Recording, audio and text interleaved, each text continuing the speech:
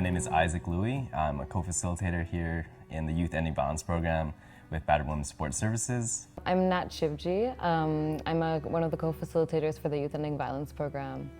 I think one of the reasons that I do what I'm doing is that I see so much sexism around me and I'm constantly bombarded by it.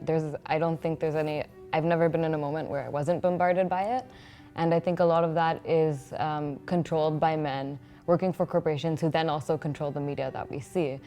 Well, there's war in Afghanistan, there was war in Iraq, there's war in all these different countries and stuff, but we never hear about this fight that's going on here at home, you know? We never hear about the men that are out there abusing women on the news. They blind us from what is really going on here in today's society. So I just really want men to kind of step up and start supporting women in this fight that is going on here at home. And to become a facilitator for the Youth Ending Violence program, we had to go through 6 weeks of intensive training. And I learned a lot from the training. And what really stood out for me was, there's 2 things actually that really stood out for me. And one of those was simple sexism that I experience every day.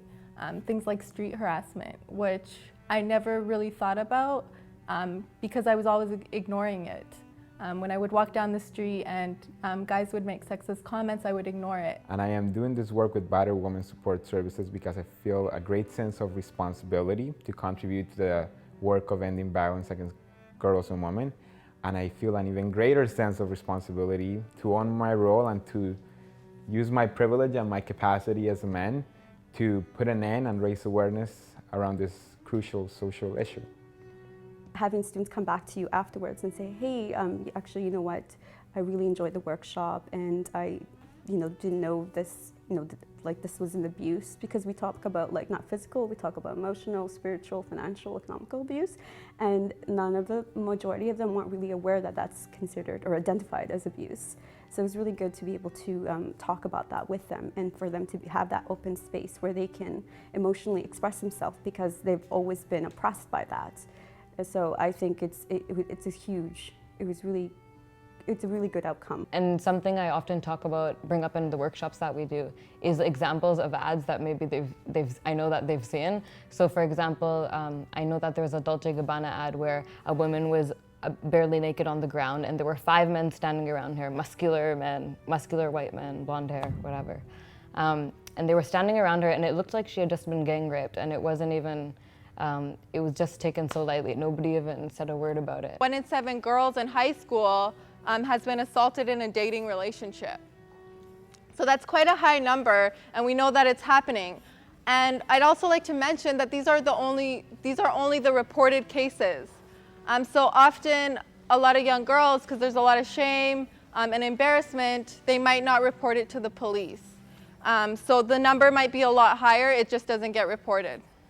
Just talking about it and talking about it with the other female facilitators and hearing their experiences, I realized what was happening to me and I stopped ignoring it.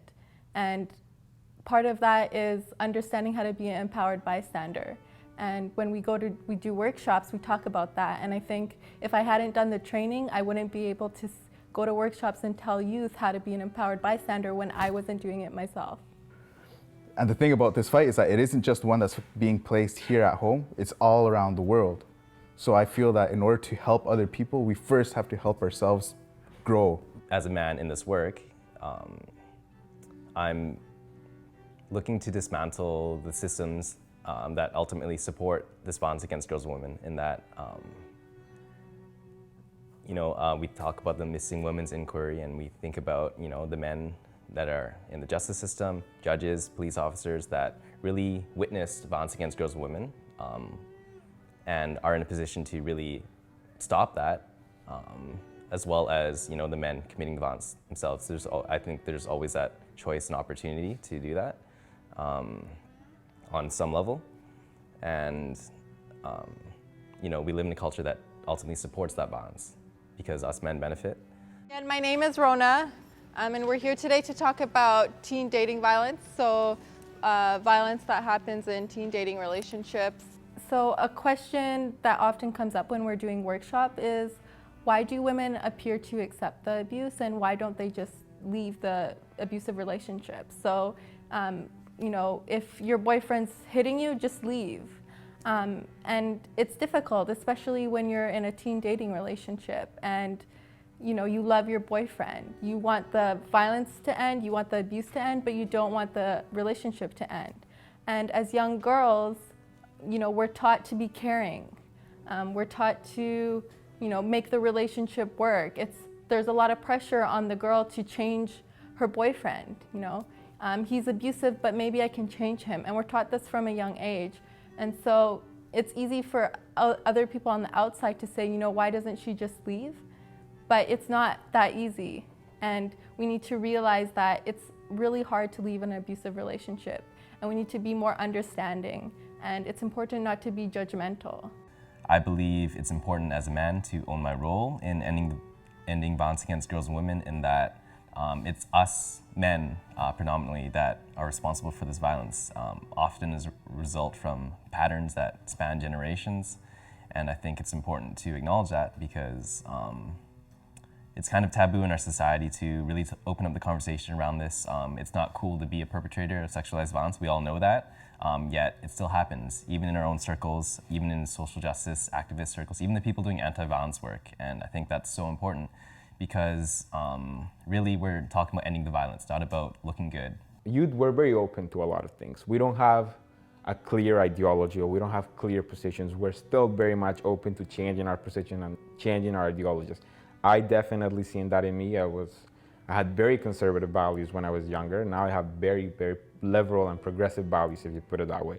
So I think that the capacity of youth to change is great if you tell them why. And I think that's what the workshop is doing, is telling them, this is what is going on, this is what's wrong with it, and this is how we can change it. I tend to mix up the stories here and there. It depends how I feel. But the one story that I always tell is the Lion King story, because I really love that movie.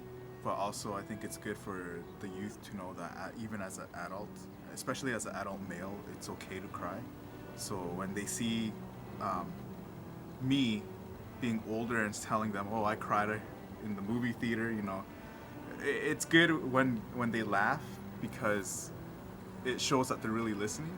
And sometimes you see a few of the young guys just looking and they're kind of like, oh, okay, this guy, you know. To reach that many students at one time is really great. I think 200 yesterday and 200 today, and they're all grade 8s, which I think is really important, because starting off at a young age is a really good idea, especially for the young, the boys in the class, because everything is learned and they're still quite innocent. Well, not completely innocent, but they're still innocent enough that they can take what we say in a lot better than when they're older and they're, I don't want to say brainwashed, but a lot more critical of people coming in and giving them information.